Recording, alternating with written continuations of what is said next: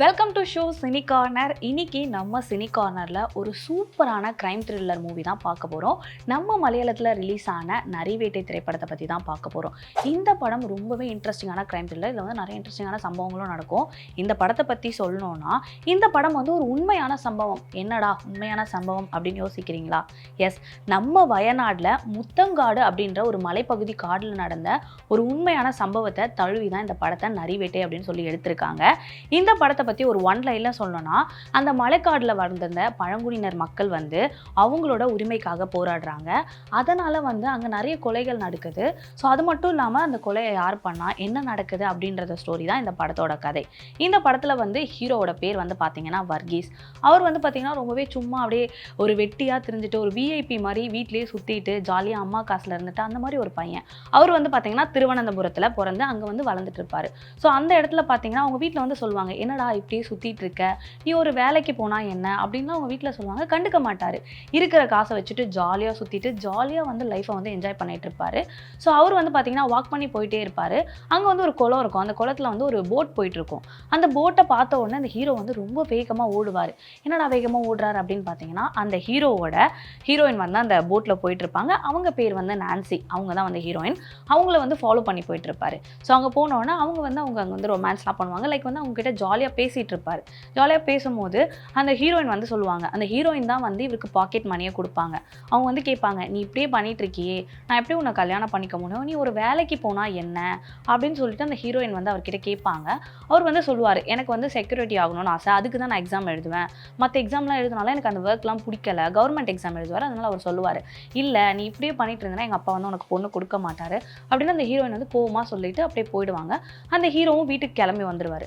கொஞ்ச நாள் போக போக என்ன ஆகும் அப்படின்னு பார்த்தீங்கன்னா, அந்த ஹீரோயினோட அப்பாவுக்கு வந்து இந்த விஷயம் தெரிஞ்சு வந்து வர்கீஸை வந்து கூப்பிடுவார். கூப்பிட்டோன்னே வர்கீஸ்க்கு வந்து மாமா இருப்பார். வர்கீஸ்க்கு வந்து வேறு அம்மா மட்டும்தான், அப்பா கிடையாது. அந்த மாமா பேர் பார்த்தீங்கன்னா பென்னி.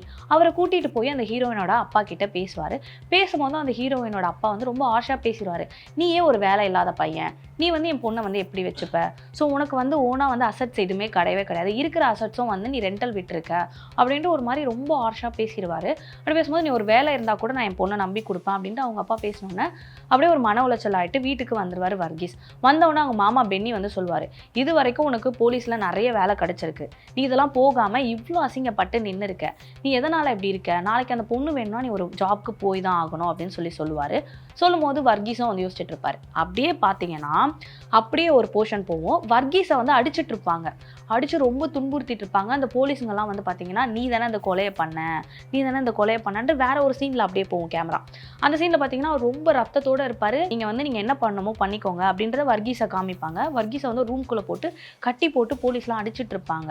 ஸோ அந்த டைம் என்னன்னு பார்த்தீங்கன்னா, மார்ச் 2023 நவம்பர் 18 அப்படின்னு போட்டிருக்கோம். மார்ச் அண்ட் நவம்பர் 18 நடந்த சம்பவம் அப்படின்னு போட்டிருக்கோம். ஸோ அந்த இடத்துல வந்து அடிச்சுட்டு இருக்கும்போது வர்கீஸ் வந்து அப்படி ரத்தத்தோடு இருப்பார். அப்படியே அகைன் இந்த போர்ஷனுக்கு வந்தீங்கன்னா, அவங்க பென்னி மாமா கிட்ட சொல்லியிருப்பார் இல்லையா, சரி ஓகே நான் ட்ரை பண்ணுறேன் அப்படின்னு சொன்னால் அவங்க மம்மி வந்து அழுவாங்க, நீ ஏதாவது ஒரு வேலைக்கு போனால் தான் வந்து உனக்கு அந்த பொண்ணு கிடைக்க ஒரு நல்ல லைஃப் இருக்கும்னு சொன்னோன்னே அவர் வந்து அவங்க கேர்ள் ஃப்ரெண்ட் நான்சியை மீட் பண்ணி, ஓகே நான் வந்து எனக்கு வந்து போலீஸ் வேலைக்கு போகலான்னு நினைக்கிறேன், நீ என்ன நினைக்கிற அப்படின்னு பேசினோடனே நான்சி வந்து சொல்லுவாங்க, இல்லை நீ வந்து இப்போ போ, நீ வந்து அதுக்கப்புறமா வந்து செக்யூரிட்டி எக்ஸாம் எழுதி நீ அந்த வேலைக்கு போ, அது வரைக்கும் வந்து நீ போலீஸ் வேலைக்கு போன்னு சொல்லிட்டு அவரை வந்து நல்லா பிரெயின் வாஷ் பண்ணி நல்லா இது பண்ணுவாங்க. அவரோட ஓகே சரி நான் அந்த ஒர்க்குக்கு போகிறேன்னு சொல்லிட்டு திருவனந்தபுரத்துல இருந்து வயநாடுக்கு வருவார். ஸோ வயநாடு அப்படின்னு பார்த்தீங்கன்னா, நான் கூட சொன்னேன் இல்லையா ஸ்டார்டிங் ஒரு உண்மை சம்பவம்னு சொல்லிட்டு, அந்த வயநாட்டில் தான் பார்த்தீங்கன்னா பழங்குடியினர் வந்து அப்படியே இன்னொரு சீன் நடக்கும். என்னென்னு பார்த்தீங்கன்னா, போலீஸ் ஸ்டேஷனில் போய் மறியல் பண்ணுவாங்க. ஸோ எங்களுக்கான உண்மை வேணும், எங்களுக்கான நியாயம் வேணும் அப்படின்னு சொல்லிட்டு இருப்பாங்க. அந்த வயநாடு போலீஸ் ஸ்டேஷனுக்கு தான் வர்கீஸ் வந்து போலீஸாக போவார். அங்கே போகும்போது பார்த்தீங்கன்னா, அங்கே வந்து அந்த பழங்குடியினருக்கெல்லாம் வந்து ஒரு லீடர் இருப்பாங்க, ஒரு பெண்மணி இருப்பாங்க. அவங்க தான் வந்து அவங்க கிட்ட போய் அகெயின்ஸ்டாக பேசுறது எல்லாமே லீட் பண்ணி பார்த்துட்டு இருப்பாங்க.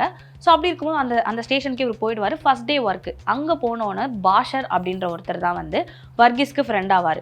ஸோ அந்த இன்ஸ்பெக்டர் வந்து ரொம்ப க்ளோஸ் ஆகிடுவார். அந்த பாஷர் கிட்ட வந்து நிறைய ஷேர் பண்ணுவார், எனக்கு இந்த வேலையே பிடிக்காது, எனக்கு போலீஸ் வேலையே பிடிக்காது, நான் வந்து என் கேர்ள் ஃப்ரெண்டுக்காக தான் வந்தேன், நான் இங்கேருந்து படிச்சுக்கிட்டே வந்து வேறு வேலைக்கு போகிறேன் அப்படின்ட்டு ஹீரோ வர்கீஸ் வந்து சொல்லுவார். இப்போ பாஷர் சொல்லுவார், சரி ஓகே நீ வேலையும் பாரு, வேலை பார்த்துக்கிட்டே வந்து சைடில் உட்காந்து படி உனக்கு டைம் இருக்கிறப்போ அப்படின்னு அந்த பாஷர் வந்து சொல்லுவார் அந்த இன்ஸ்பெக்டர். அப்படி இருக்கும் ஃபர்ஸ்ட் டே போகும்.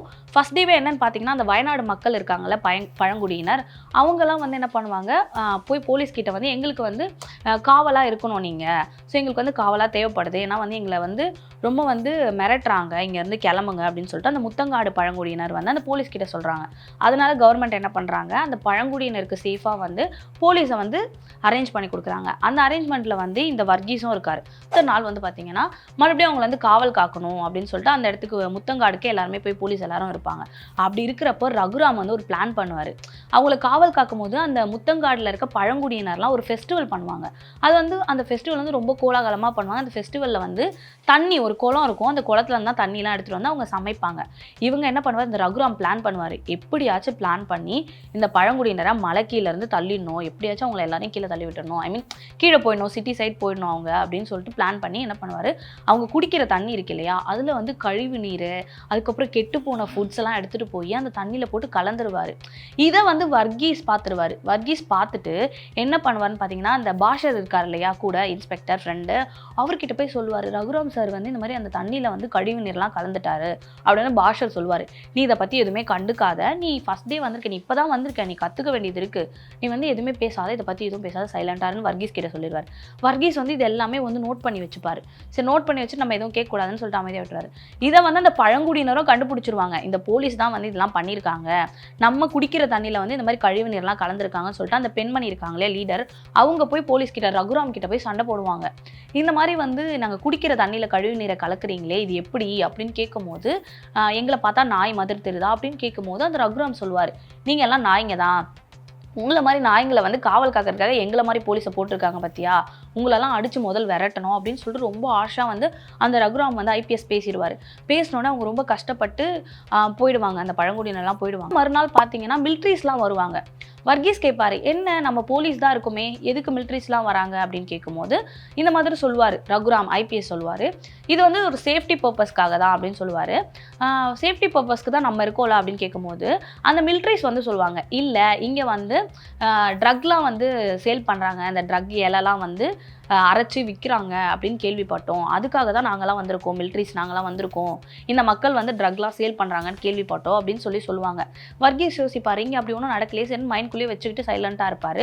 அந்த மிலிட்ரிஸ் வந்திருப்பாங்க, 4 பேர் வந்திருப்பாங்க. 4 பேரையும் அப்படியே வச்சுட்டு அந்த ரகுராம் வந்து மீட் பண்ணி பேசுவார். அதை என்ன பேசுவாருன்னு தெரியாது.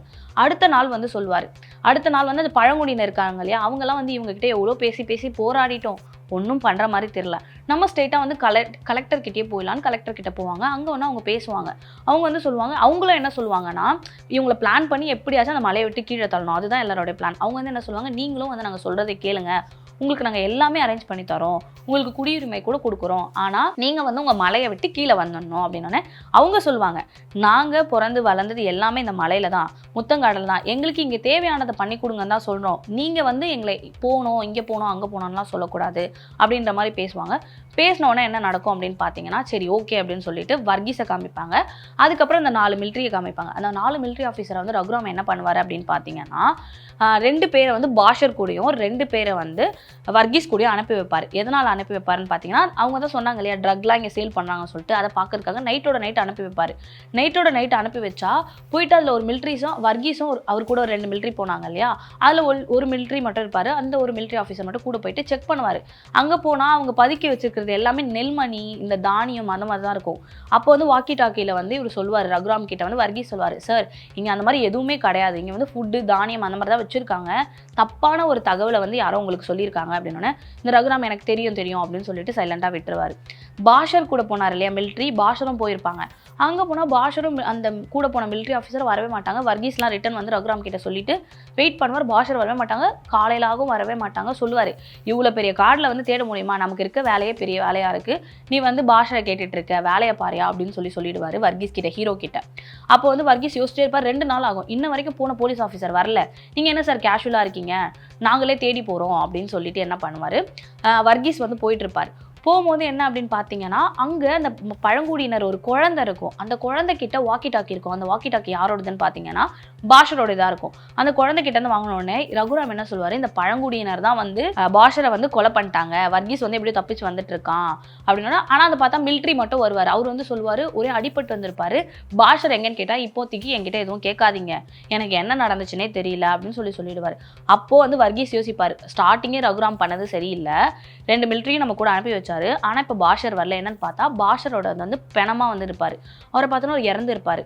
இது பாஷரை யார் கொலை பண்ணா கண்டுபிடிச்சே ஆகணும்னு சொல்லிட்டு எல்லாத்தையும் வந்து கண்டுபிடிக்க வர்கீஸ் வந்து ஒரு ஐடியா பண்ணியிருப்பாரு. ரகுராம் வந்து வாட்ச் பண்ணுவார். அது ரகுராமுக்கே தெரியாது. ஐபிஎஸ் ஆஃபீஸராக வாட்ச் பண்ணுவார். அவர் என்னென்ன பண்ணுறாரு அப்படின்னு சொல்லிட்டு எல்லாத்தையும் நோட் பண்ணி எல்லா எவிடன்ஸுமே பக்காவாக எடுத்து வச்சுப்பார். அது யாருக்குமே தெரியாது. ஒரு நாள் என்ன பண்ணுவார், வர்கீஸை வந்து கூப்பிட்டு கேட்பாரு. இங்கே வந்து பாஷரை வந்து கொலை பண்ணது வந்து அந்த பழங்குடியினர் தான். அந்த பழங்குடியினர் முதல்ல அடிச்சு கொள்ளணும். இவங்க வந்து நமக்கு அகேன்ஸ்டாக போராடுறாங்க அப்படின்னு சொல்லிட்டு போலீஸ் ஆஃபீஸர் எல்லாரும் உள்ள வாங்க, கன் ஷாட் பண்ணோம் எல்லாரையும் அப்படின்னு சொல்லிட்டு கவர்மெண்ட் கிட்ட அப்ரூவடே வாங்காமல் என்ன பண்ணுவாங்கன்னா அவங்கள எல்லாருமே வந்து சண்டை போட ஆரம்பிச்சிருவாங்க. அந்த பழங்குடியினர் போலீஸரும் சண்டை போட ஆரம்பிச்சிருவாங்க. மிலிட்ரிஸ்லாம் என்ன பண்ணுவாங்கன்னு பார்த்தீங்கன்னா அந்த பழங்குடியினர் சுட்டு கொலை பண்ணிடுவாங்க. பெரிய சண்டை நடக்கும். ஆனால் வந்து பழங்குடியினரை பற்றி வர்கீஸ் வந்து பழங்குடியினரை எதிர்த்தாரு இல்லையா, ஆனால் பழங்குடியினரை பற்றி ரொம்ப யோசிப்பார். இவங்கெல்லாம் நல்லவங்களா இருக்காங்க, இவங்க வந்து இப்படி பண்ணுறாங்கன்னு யோசிச்சுட்டு இருக்கும்போது அந்த பழங்குடியினர் நிறைய பேர் இறந்துருவாங்க. அந்த இறந்து போன பழங்குடியினர் எல்லாரையும் வந்து அந்த போலீஸ் ரகுராம் இருக்காரு இல்லையா, அங்கேயே புதைக்கிறது, அங்கேயே எரிக்கிறது எல்லாமே பண்ணிடுவார். எவிடன்ஸே இல்லாத அளவுக்கு பண்ணிடுவார். கவர்மெண்ட் கிட்ட என்ன சொல்லுவார்னா, இவங்க ட்ரக்ஸ் கடத்தினது மட்டும் இல்லாமல் எங்களோட போலீஸ் ஆஃபீஸரை வந்து கொலை பண்ணிட்டாங்க இந்த பழங்குடியினர் அப்படின்னு சொல்லுவாங்க. அப்படி சொல்லும்போது பழங்குடியினர் சொல்லுவாங்க, நாங்கள் வந்து எங்கள் உரிமைக்காக தான் குரல் கொடுக்குறோம், நாங்கள் எந்த கொலையும் பண்ணல, எங்கள் மேலே வந்து நீங்கள் கொலை பழி போடுறீங்க அப்படின்னோடனே வர்கீஸ் வந்து சொல்லுவார், சார் நீங்கள் வந்து பொய் சொல்கிறீங்க, நீங்கள் ஏன் பொய்யா பேசுகிறீங்க, பழங்குடியினர் எந்த தப்பும் பண்ணல, நீங்கள் எதுக்கு அவங்களுக்கு அகேன்ஸ்டாக இது பண்ணுறீங்கன்னு சொல்லும் போது இந்த வர்கீஸ், நான் ஸ்டார்டிங் ஒரு சீன் சொன்னேன் இல்லையா, நவம்பர் 18 வர்கீஸை போட்டு அடித்து ரத்த காயத்தோட அந்த சீன் அப்படியே காட்டுவாங்க. நீ என்னன்னா நீ தான் வந்து அந்த பழங்குடியினர் சுட்டு கொலை பண்ணியிருக்க, கொலை பண்ணவங்களாம் எங்கே வச்சிருக்க அப்படின்னு சொல்லிட்டு இந்த ரகுராம் வந்து அப்படியே வந்து அந்த கேஸையே மாற்றிடுவார். போட்டு அடிப்பாங்க. எல்லாரும் கேட்பாங்க நீ தான் சுட்டு கொலை பண்ணணும் போது வர்கீஸ் சொல்லுவார், உண்மை என்ன அப்படின்ட்டு இந்த உலகத்துக்கு எல்லாத்துக்கும் தெரிய போகுதுன்னு சொல்லிட்டு வர்கீஸ் வந்து அடி வாங்கிட்டு அப்படியே ஃபுல்லாக ரத்த கரையோட ஒரு ரூமில் இருப்பார். அடிச்சுட்டே இருப்பாங்க, இவர் தான் வந்து கொலை பண்ணார், கவர்மெண்ட்க்கும் சொல்லிடுவாங்க. ஆனால் எழுந்து உட்காருவார் வர்கீஸ். எழுந்து உட்கார்ந்து என்ன சொல்லுவார்னா, உண்மை என்னன்றதை இன்னும் கொஞ்ச நேரத்தில் தெரிய போகுது, என்னன்னு பாருங்க அப்படின்னு சொன்னோன்னே வர்கீஸ் அந்த பழங்குடியினர் தண்ணியில் கழிவு நீரை கலந்தது, அதுக்கப்புறம் வந்து பார்த்தீங்கன்னா அந்த பாஷர் இறந்தார் இல்லையா, அப்பயே ஒன்று ஒன்றா கண்டுபிடிச்சி எல்லா எவிடன்ஸையும் வந்து கோர்ட்டில் போய் சப்மிட் பண்ணிட்டு இருக்காரு.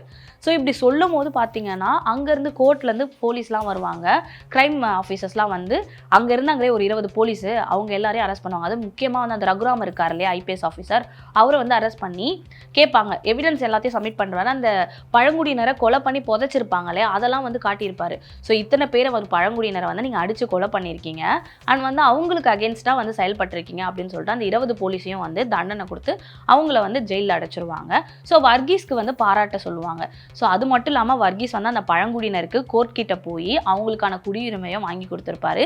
அவங்களோட சந்தோஷமாக அவங்களோட முத்தங்காடில் வாழ்ந்திருப்பாங்க.